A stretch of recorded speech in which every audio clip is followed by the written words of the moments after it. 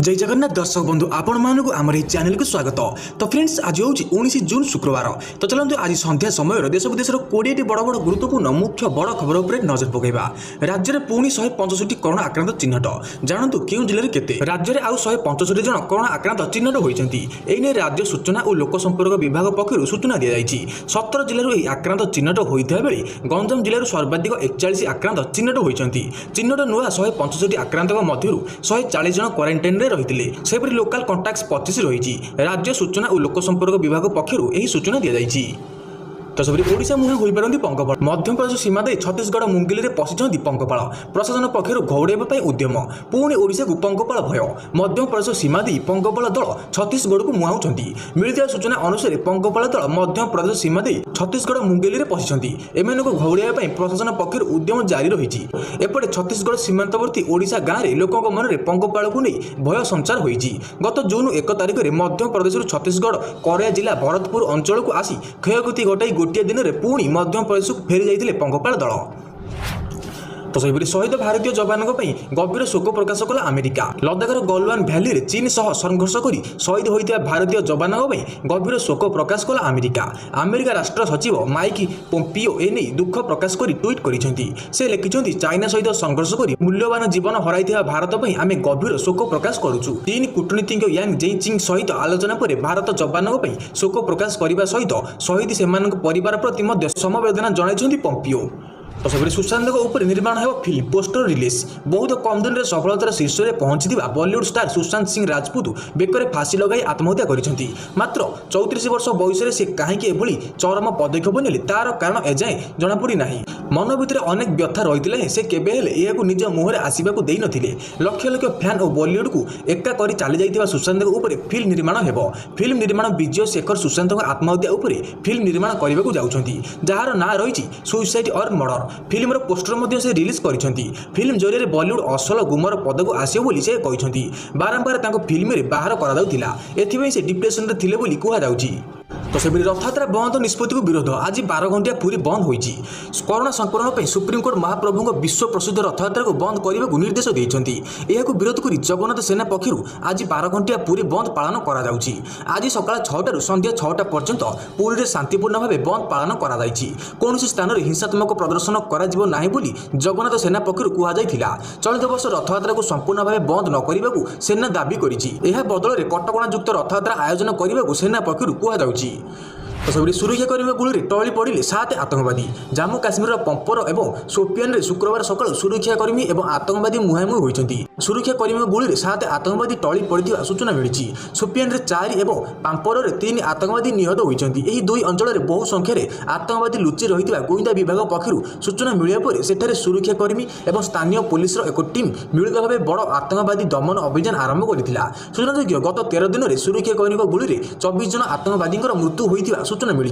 एवं सेठारे सुरक्षाकर्मी जगी रही। तो सेपरी सुशांत मृत्यु भांगी पड़ी प्रिय कुकुर फज। भाइराल होउछि वीडियो। सुशांत सिंह राजपूत मृत्यु परिवार बंधुओं समेत सारा देश में स्तब्ध हो जाइछि। जीवार दुख केवल परिवार किंबा प्रशासन को नहीं बरं कुकुर फज को रही। फज सुशांत प्रिय कुकुर थिला। एवं निज मालिक एवं बंधु सुशांत अकाल मृत्यु से दुखी होइछि। उभयों किछि फोटो और वीडियो सोशल मीडिया भाइराल होउछि जेउथिरे सेमानकर परस्पर प्रति बॉन्डिंग परिष्कार भाव देखा मिलुछि। तो सेपरी देश में क्रमागत 13 दिन पर पेट्रोल और डीजेल दर में वृद्धि पाइला। देश में क्रमागत 13 दिन पर पेट्रोल और डीजेल दर में वृद्धि घटी। तैल विपणन कंपानी गुड़िक शुक्रवार पुणी थे तैल दर वृद्धि करिसेंती। शुक्रवार पेट्रोल और डीजेल दर लिटर पिछा यथाक्रमे 56 पैसा और 63 पैसा वृद्धि पाउछि। सकाळ 6टारू यह नुआ दर लागू होइछि। दीर्घ 82 दिन पेट्रोल और डीजेल दर स्थिर रहा पर विगत 13 दिन है लगातार वृद्धि पाइबार लगी, जहाँ वर्तमान कोरोना स्थिति में ग्राहकों चिंतार कारण होइछि। तो सेपरी अटक रही भारत 10 जवान को छाड़ा चीन। गलवान भैली में भारत चीन मध्य होता भयंकर संघर्ष में किसी दिन पर चीन अटक रखि भारत 10 जवान को छाड़ी देइछि। दुई देश मध्य लगातार 3 दिन धरी आलोचना पर गुरुवार संध्यारे 2 मेजरों सहित मोट 10 जन जवान को मुक्त कर चीन। समाचार एजेंसी पीटीआई रे एभली खबर प्रकाश पाई। खबर अनुसार भारतीय जवान को मुकुलाइबा लगातार भाव गुरुवार संध्यारे भारत चाइना मध्य मेजर जेनेल स्तर में कथबार्ता होता। एक संधि अनुसार चाइना जवान को मुक्ति करिछि बोली रिपोर्ट में प्रकाश पाई।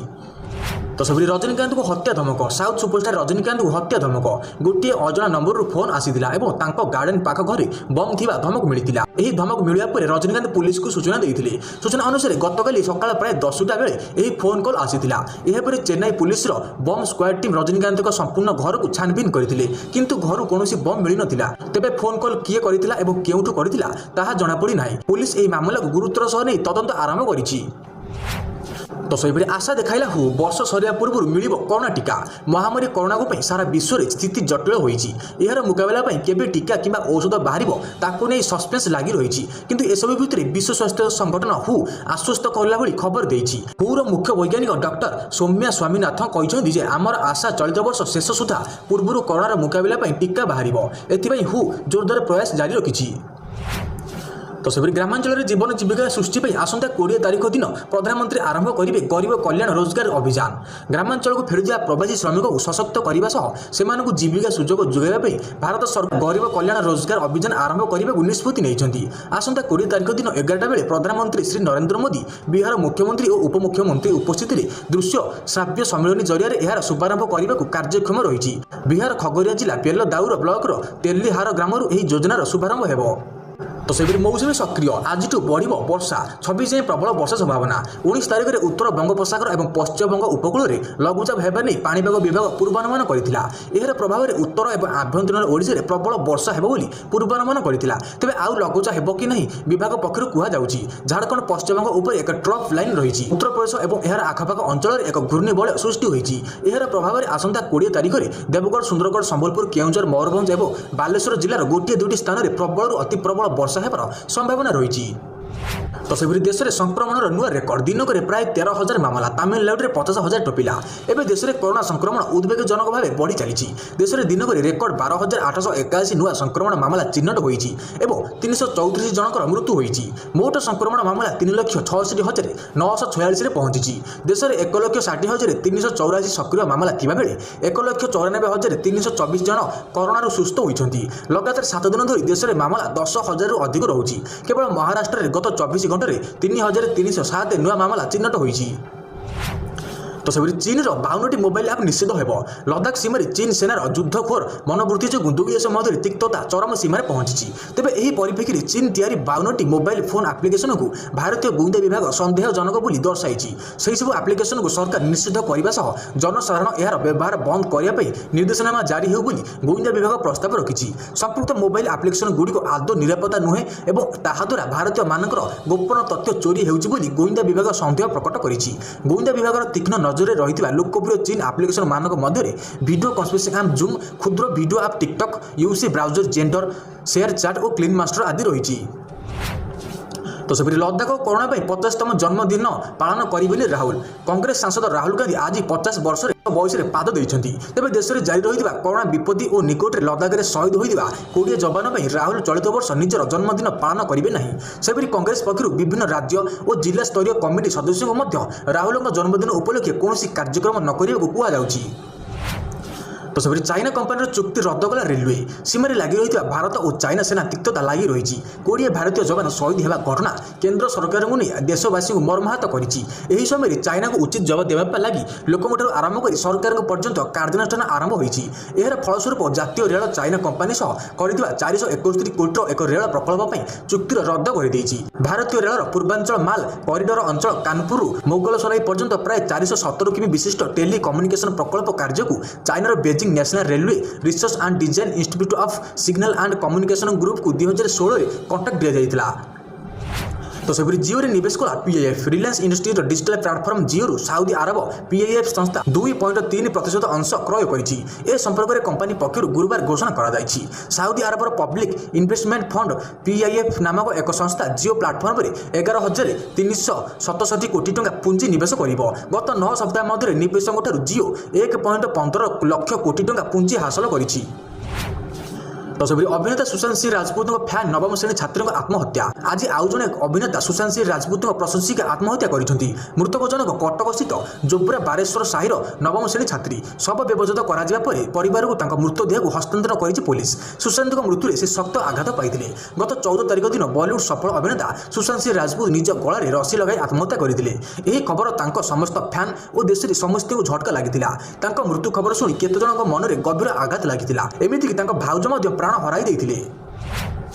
तो सेपरि बस चलुची यात्री नाहांती। कोरोना महामारी जो बस गुड़िक यातायात करुनथिला। एबे राज्य सरकार निष्पत्ति अनुसार बस यातायात करने बस मालिक मैंने बस स्टैंड रे यात्री को अपेक्षा कर रही किंतु बस रे जीवाई यात्री आसुनथिबारु बस मालिक और कर्मचारी मध्य भाड़ेनी पड़ी। कोरोना महामारी भय बस रे जीवाकू यात्री मैंने कुंठाबोध होउछंती। बस रे यातायात कले कोरोना रोग सेमानकु संक्रमित हेबो बोली सेथिपई जीवाई अनिच्छा प्रकाश करुछंती। तो फ्रेंड्स आपण माने प्रतिदिन एइबोली डेली लेटेस्ट न्यूज अपडेट देखिବାକୁ चाहउछंती तबे आपण हमर चैनल को सब्सक्राइब करंतु एवं पाखरे बेल आइकन मध्य क्लिक कर दियंतु। तो फ्रेंड्स रोज नमस्कार धन्यवाद। देखा नेक्स्ट वीडियो रे। जय जगन्नाथ।